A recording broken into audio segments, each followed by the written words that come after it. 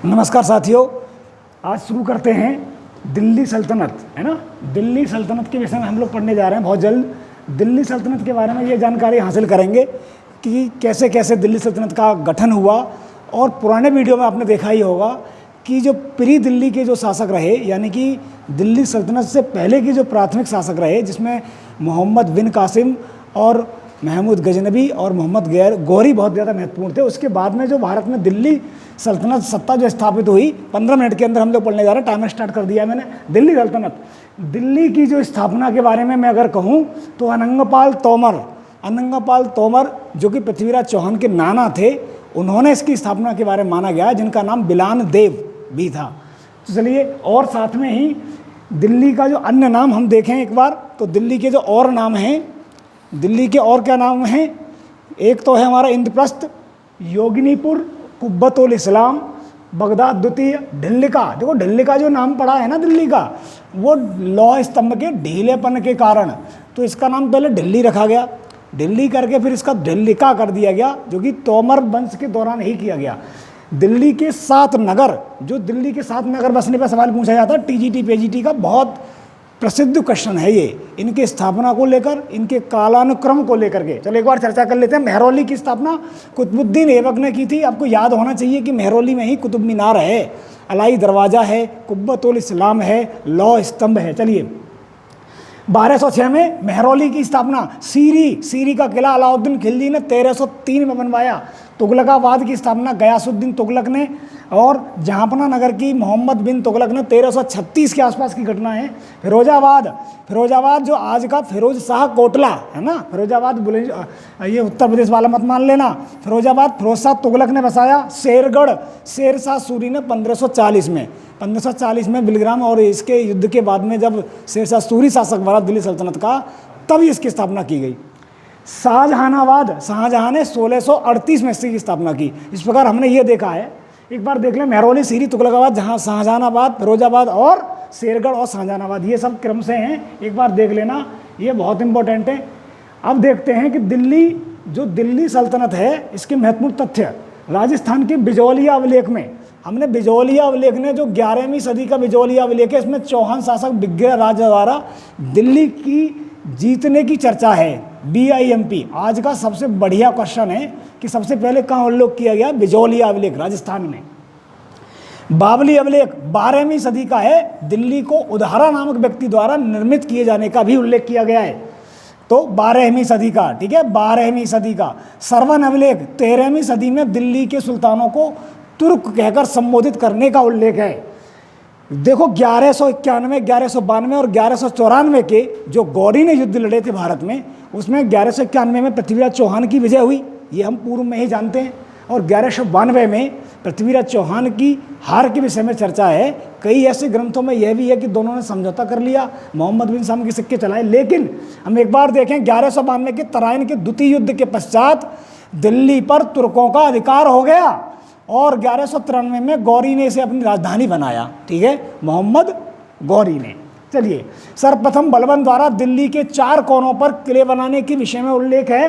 कौन कौन से? भोजपुर, पटियाली, कामपिली और जलाली, ठीक है, ये 4 याद रखना भैया। बलबन द्वारा 4 किले बनवाए गए। इल्तुतमिश के काल के दौरान दिल्ली को हजरत दिल्ली के रूप में जाना जाने लगा। दिल्ली का विकास बता रहा हूँ। साथ ही साथ अलाउद्दीन के समय यहाँ पर अलाई किला या कुश्क-ए-सीरी का निर्माण, इसमें 7 द्वार बनवाए गए, इसका ये निर्माण कराया गया। बर्नी ने सीरी को सर-ए-नौ नवनगर कहा है। फिरोज शाह तुगलक का फिरोजाबाद, जो आज का फिरोज शाह कोटला, यानी कि जो आज हमारे अरुण जेटली क्रिकेट स्टेडियम के नाम से जाना जाता है। तो इस प्रकार दिल्ली के महत्वपूर्ण तथ्य हैं। आगे देखते हैं एक बार दिल्ली के और महत्वपूर्ण तथ्यों में। सैयद वंश के मुबारक शाह ने 1434 ईस्वी में यमुना किनारे मुबारकाबाद नगर की स्थापना की, ठीक है। बाबर ने दिल्ली को अफगानों से छीनकर मुगल शक्ति का केंद्र बनाया।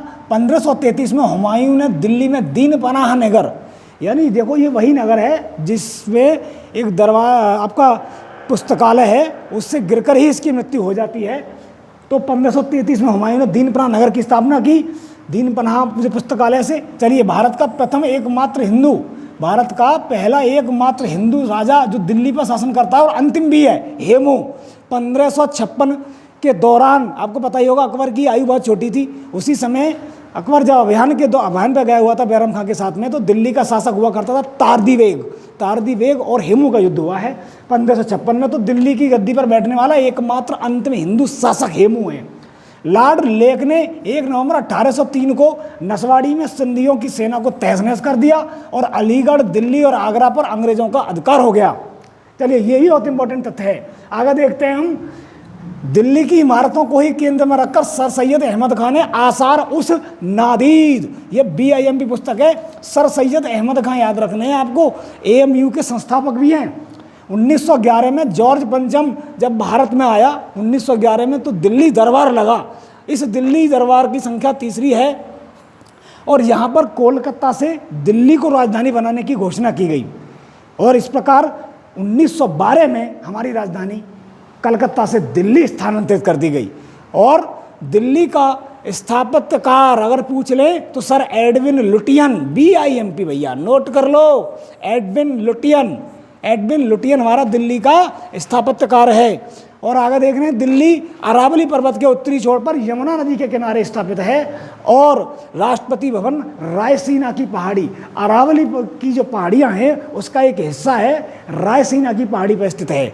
ठीक है, तो ये इस प्रकार पूरी दिल्ली के विषय में जानकारी थोड़ी सी मैंने महत्वपूर्ण तथ्यों को शामिल किया है।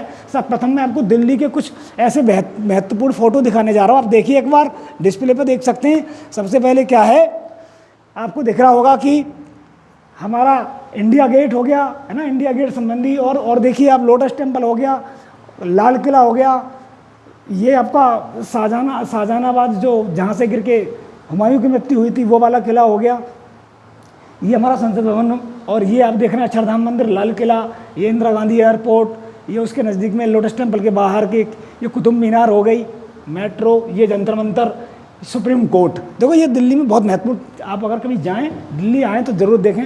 दिल्ली का एक मैप देख लेते हैं एक बार। ये एम्स है, all India institute of medical science, तो आप देख लीजिए एम्स। तो दिल्ली का जो वास्तविक मैप है विभाजन के आधार पर south Delhi, west Delhi, north Delhi, और south Delhi, New Delhi, central Delhi, north east और ईस्ट दिल्ली, ऐसे कुल मिलाकर के दिल्ली को विभाजित किया गया है। आप देख लीजिए एक बार, 10 भागों में बांटा गया है। आगे देखें, हमने देखा कि ऐसे करके और गहरा विभाजन कर दें तो ये कनायत पैलेस है, रोहिणी है, तो वर्तमान का ये स्वरूप है। आगे देखते हैं एक बार कि दिल्ली सल्तनत में कौन कौन से वंश हुए। दिल्ली सल्तनत के वंश, महत्वपूर्ण सल्तनत में शुरुआती दौर के जो मुख्य वंश जाति के आधार पर माने जाएं तो कुतुबी, शमसी, बलबनी। कुतुबी वंश का संस्थापक कुतुबुद्दीन ऐबक 1206 से 1210, शमसी का 1210 से 1265 और बलबनी का 1266 से 1287। ठीक है, जिसमें 90 तक कुछ छोटे छोटे शासक भी हुए हैं। दिल्ली सल्तनत का वास्तविक संस्थापक इल्तुतमिश माना गया है। ये शब्द कहा है R त्रिपाठी। ठीक है, R त्रिपाठी कहते हैं कि दिल्ली सल्तनत का वास्तविक संस्थापक इल्तुतमिश है, क्योंकि इसी ने दिल्ली की गद्दी पर बैठ करके राज किया है।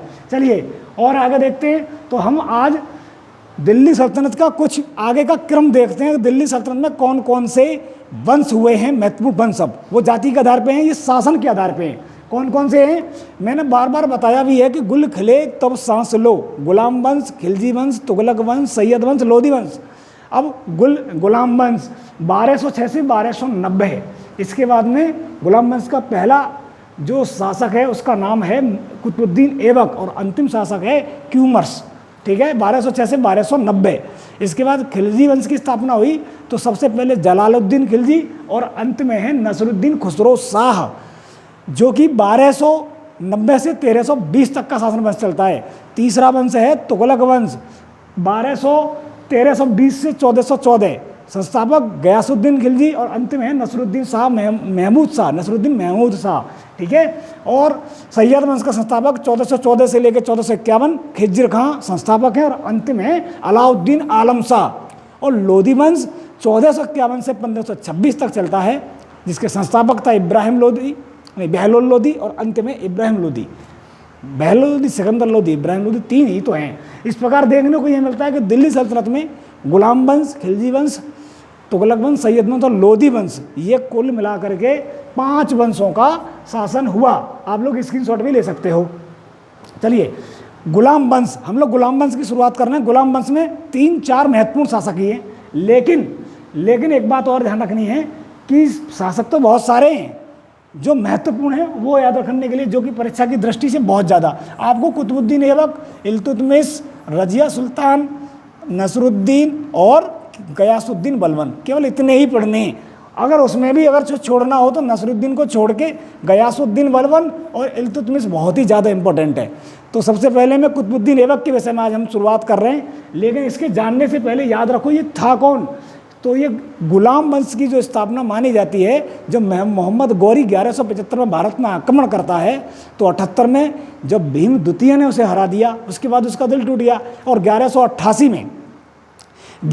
में भटिंडा के सूबेदार को हराया, तो उसी की पलटवार में पृथ्वीराज चौहान ने, यानी पृथ्वीराज तृतीय ने, और उसको 1191 के पहले तराइन के युद्ध में हरा दिया, और 1192 के दूसरे तराइन के युद्ध में वो खुद हार गए। इस प्रकार उस समय पे बड़ी धूमधाम के साथ में बड़ी लड़ाई लड़ी गई, और 1200 के आसपास जो खोखरों से युद्ध हुआ था, उस युद्ध में ये माना गया कि ये 5 गुलाम जो कुतुबुद्दीन ऐबक के थे, जरा एक बार देख लें, ताजुद्दीन यालदौज, नासिरुद्दीन कवाचा, कुतुबुद्दीन ऐबक और इख्तियारुद्दीन बख्तियार खिलजी, और एक है तुगरिल, ये सब बयाना का सूबेदार बनाया गया था। तो इस प्रकार ये इल्तुतमिश, देखो इल्तुतमिश का नाम मिलता है तो कुतुबुद्दीन ऐबक का, ये कुतुबुद्दीन ऐबक का दास है, ना कि मोहम्मद गौरी का, याद रखना है। कुतुबुद्दीन ऐबक का दास है इल्तुतमिश, ये मैंने अलग से भी लिखा है, ठीक है।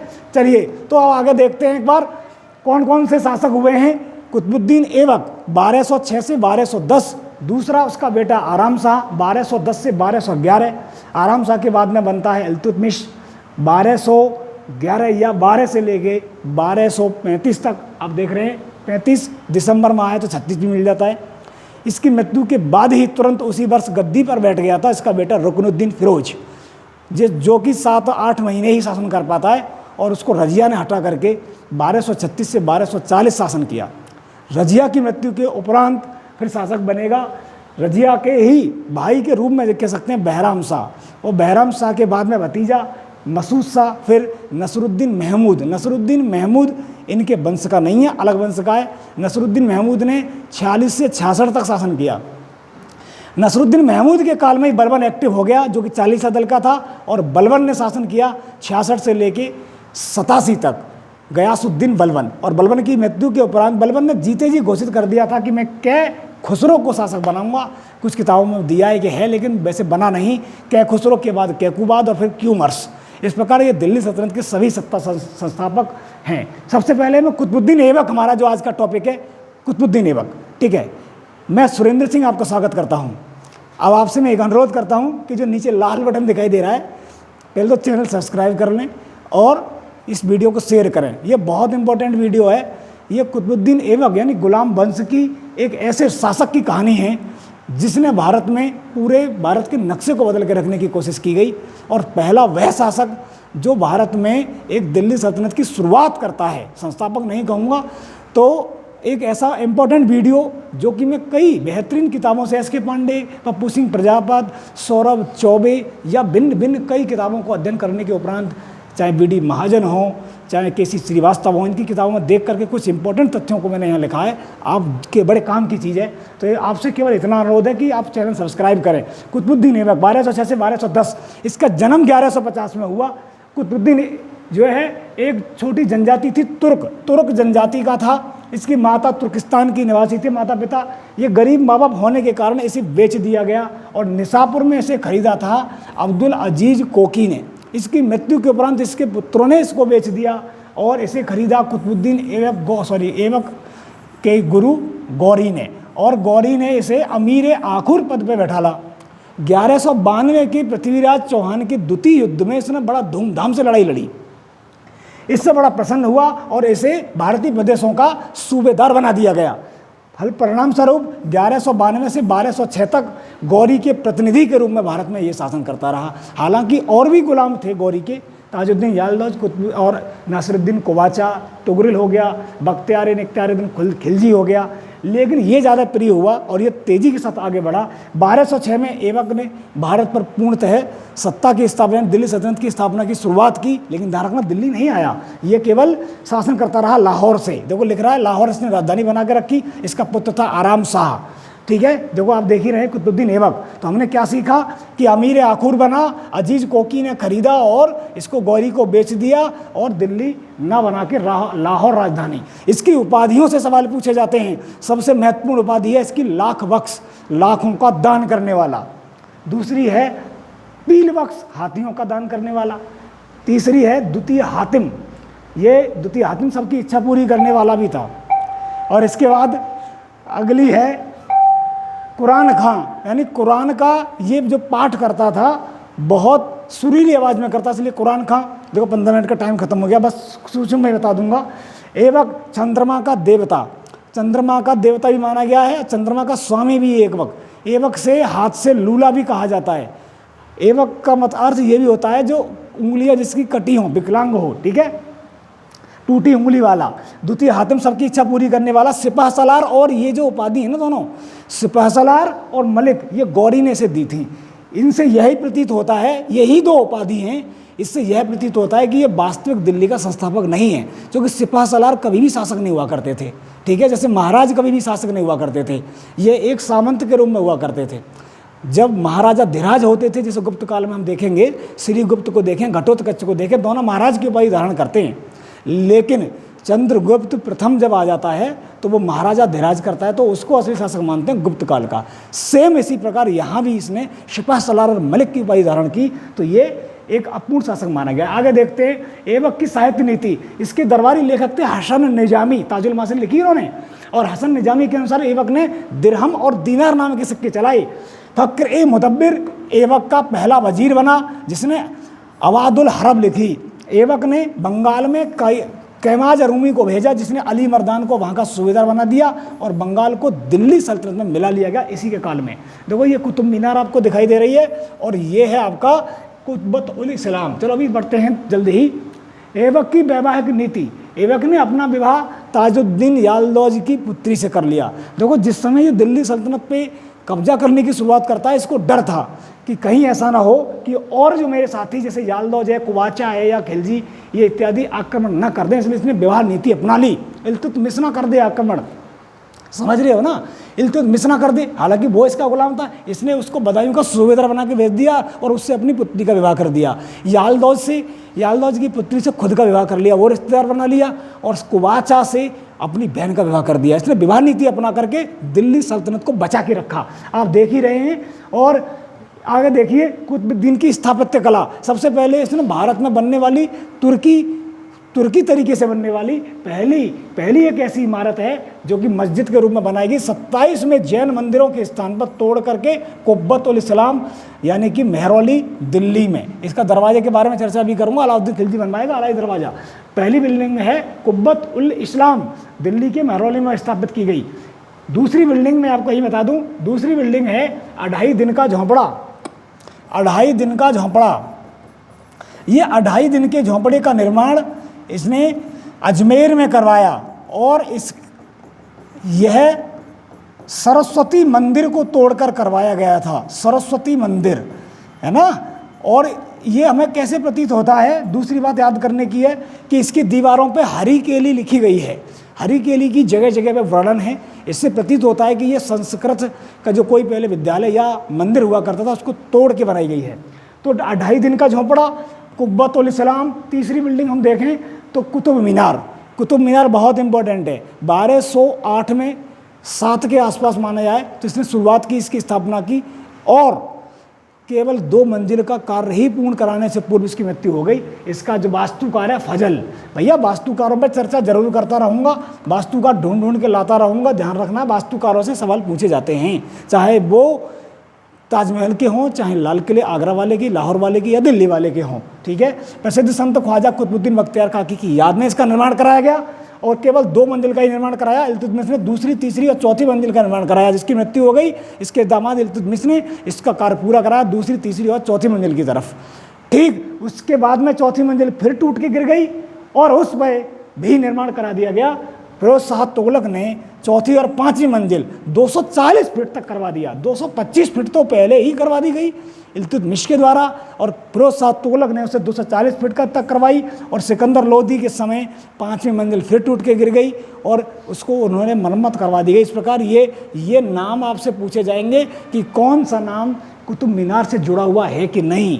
कुतुबुद्दीन ऐबक, इल्तुतमिश, फिरोज शाह तुगलक FST और सिकंदर लोदी, याद कर लो, बहुत इंपॉर्टेंट तथ्य है। आगे देखते हैं कुतुबुद्दीन ऐबक की मृत्यु।